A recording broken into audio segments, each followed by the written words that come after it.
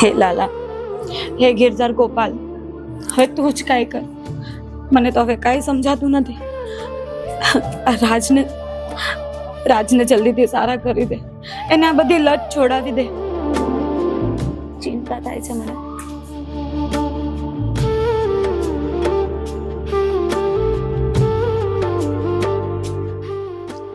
મહાદેવ બેન, હર હર મહાદેવ ભાઈ. કોણ?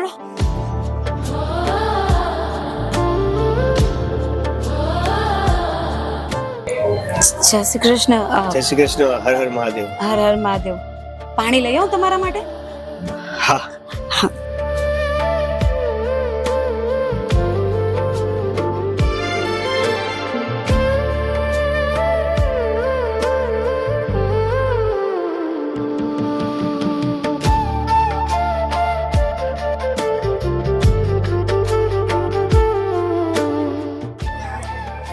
વાહ,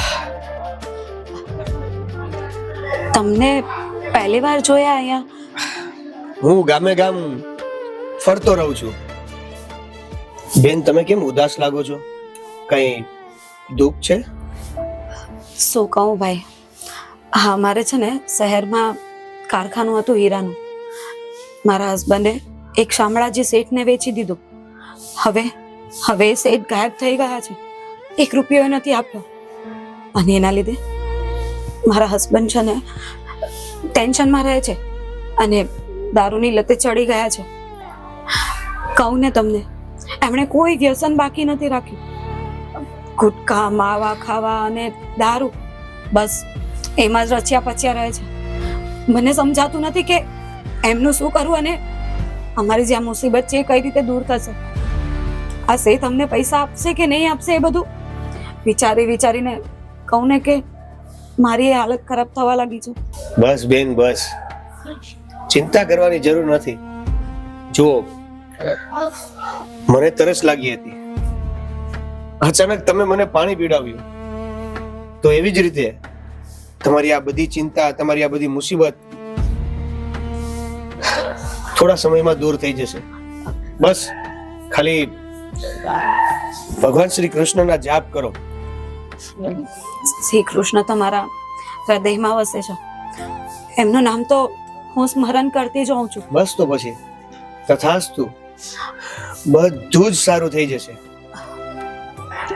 હા, તમે કહો ને બધું સારું થઈ જાય ને તો તમે જ મારા ભગવાન. ભગવાન બધું જ સારું કરશે. તથાસ્તુ. બસ જો તમારા જેટલા રૂપિયા છે, જે ફસાણા છે, એ બધા જ રૂપિયા તમને એ વ્યક્તિ સામેથી આપવા આવશે. તો ઘણું એ સારું. એટલે ભગવાન પર વિશ્વાસ રાખો અને એના મંત્ર જાપ કરો. શ્રદ્ધા પેલા રાખો. જોવો તમે, એ વ્યક્તિ સામેથી તમને પૈસા આપવા આવશે. ચોક્કસ મહારાજ. તમારા માટે કઈ ભાણું બનાવ? ના ના, સંજોગો હશે તો ફરી જમવા પણ આવીશ. મહાદેવ. જય શ્રી કૃષ્ણ. હર હર મહાદેવ.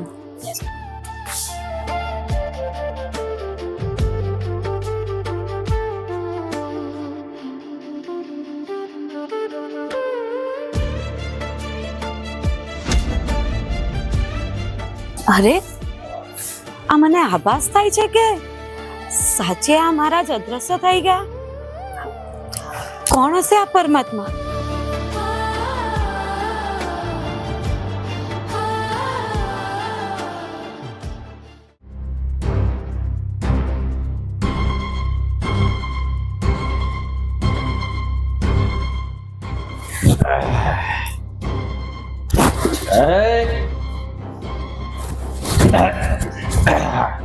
અરે ખાવાનું લાય તો. ક્યાં મરી ગઈ? હા, તારા રોહને ભૂખ લાગી છે, જલ્દી ખાવાનું લાવ અહીંયા.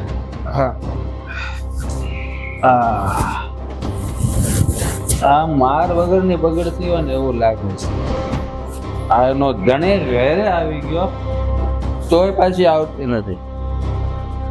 ફાલ્ગુને, એ ફાલ્ગુની ક્યાં અહીંયા ઉકળે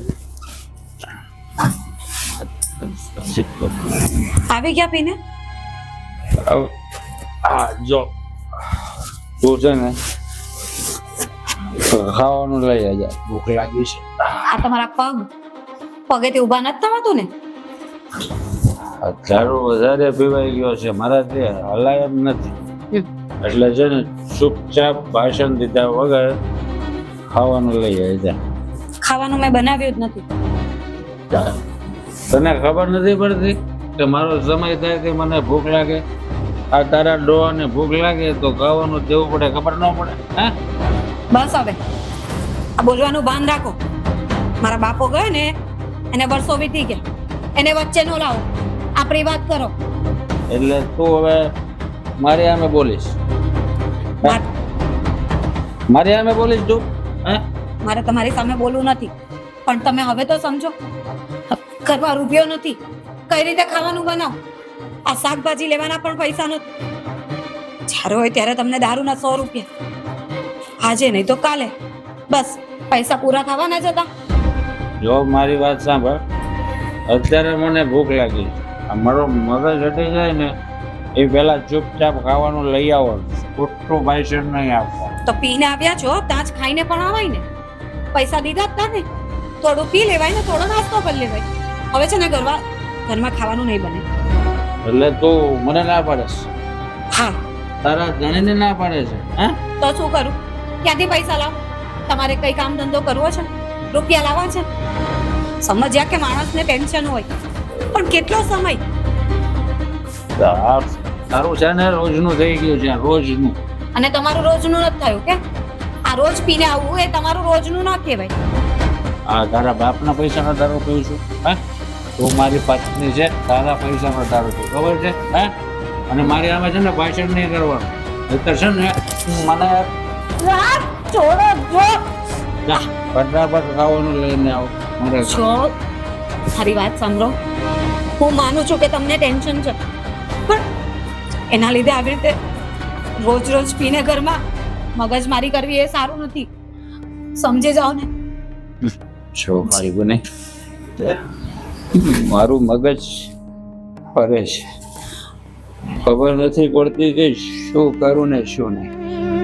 જ્યાં સુધી દારૂ નથી પીતો ને ત્યાં સુધી મગજમાં અલગ પ્રકારનો વિચાર આવ્યા કરે છે. તો તમને શું લાગે છે મને વિચારો નહીં આવતા હોય?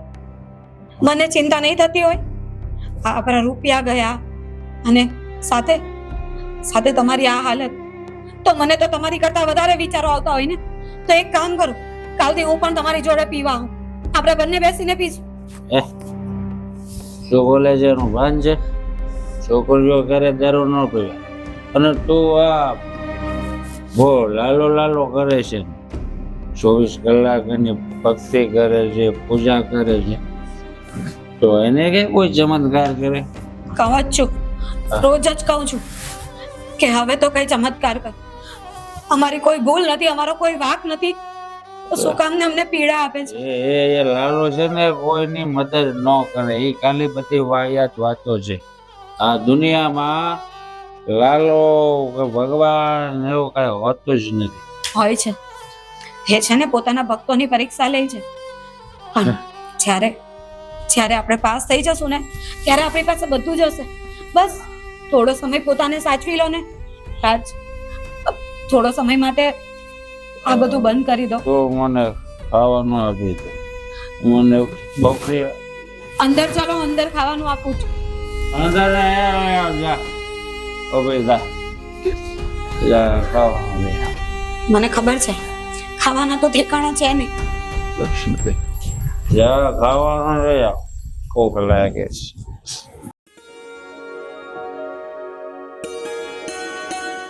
દીદી હા બધા મસ્ત છો છે ને. હજી 2-4 પાડી દેજો.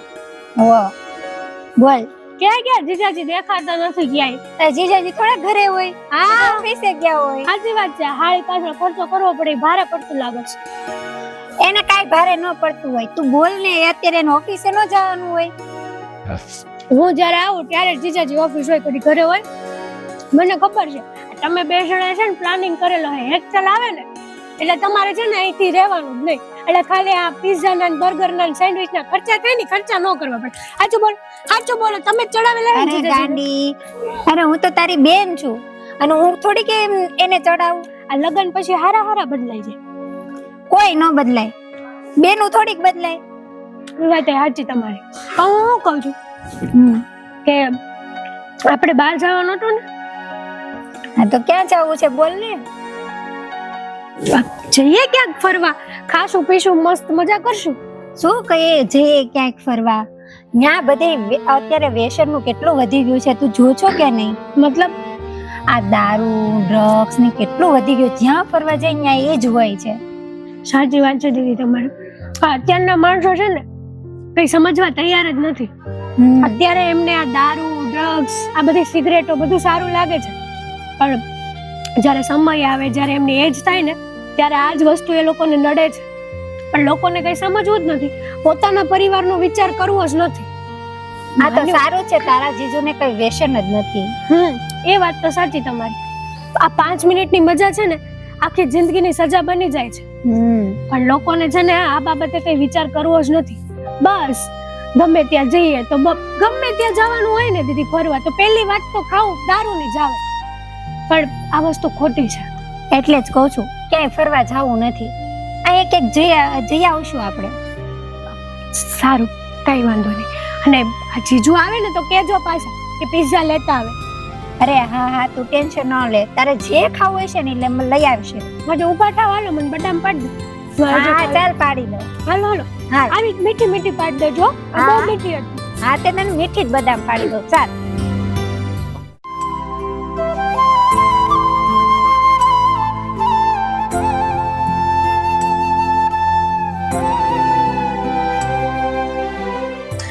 श्री कृष्ण गोविंद हरे मुरारी, हे नाथ नारायण वासुदेवा. जय श्री कृष्ण, जय श्री कृष्ण, जय श्री कृष्ण.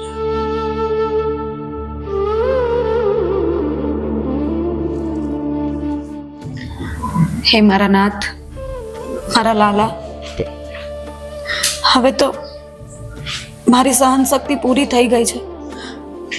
હવે તો થાય છે કે આ જીવન મારા જીવવા લાયક નથી. પેલા શામળા શેઠે અમારા બધા રૂપિયા પચાવી લીધા અને એમાં ને એમાં મારા ધણીની મટી ખરાબ થઈ ગઈ છે. ભગવાન એ અવળા માર્ગે જતા રહ્યા છે.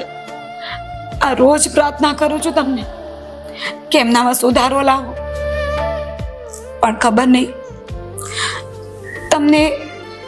તમને મારી પ્રાર્થના પહોંચતી નહીં હશે. શું કરું ને કાંઈ સમજાતું નથી. હવે તો એમ થાય છે કે મને તમારી એ દયા નથી જોતી. જો પ્રભુ, હવે તો કોઈ ચમત્કાર કરો. હવે તો એવું કંઈક કરો કે અમારા જે રૂપિયા ફસાયા છે એ પાછા આવી જાય અને મારા પતિને સદબુદ્ધિ આવી જાય. જો તમે હવે મને સાથ આપવા નહીં આવો ને તો મારી તમારા પ્રતિ શ્રદ્ધા તૂટી જશે, મારો વિશ્વાસ તૂટી જશે અને જે હું તમારા પ્રત્યે જે ભક્તિ રાખું છું ને એ કદાચ હું નહીં રાખી શકું. જો પ્રભુ, આટલી વિનંતી કરું છું, એકવાર મને આ તકલીફમાંથી કાઢો. બસ બીજું કાંઈ નથી જોઈતું, ભગવાન.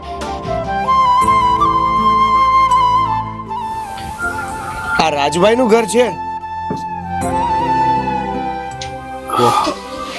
હા,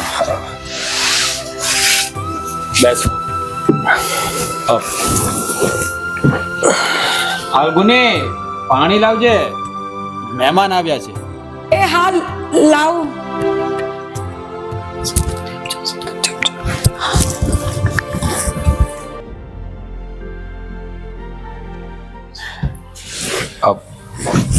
પણ તમે ચાલશે.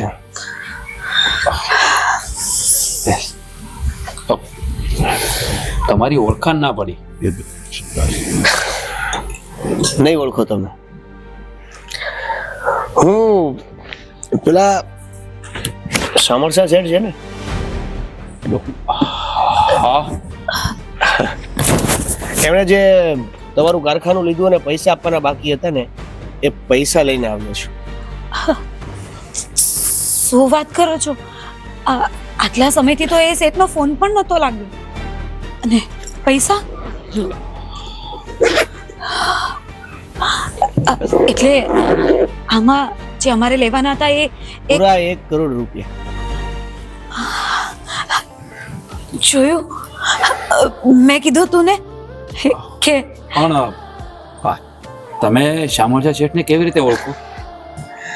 હું એમને ત્યાં નોકરી કરું છું. સામરસા શેઠનો વાણોતર છું. પણ મેં તમને જોયા છે ક્યાંક. તમે આગળ પણ આવ્યા હતા ને? એવું જ થાય છે. આ સમાજમાં ઘણા ચહેરાઓ એક સરખા હોય છે, એટલે કદાચ તમને એવું લાગ્યું હોય.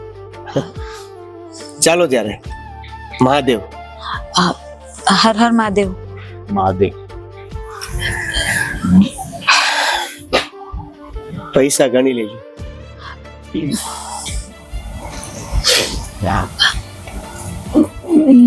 મને કેમ લાગે છે કે મેં અમને કશે જોયા છે. અને પણ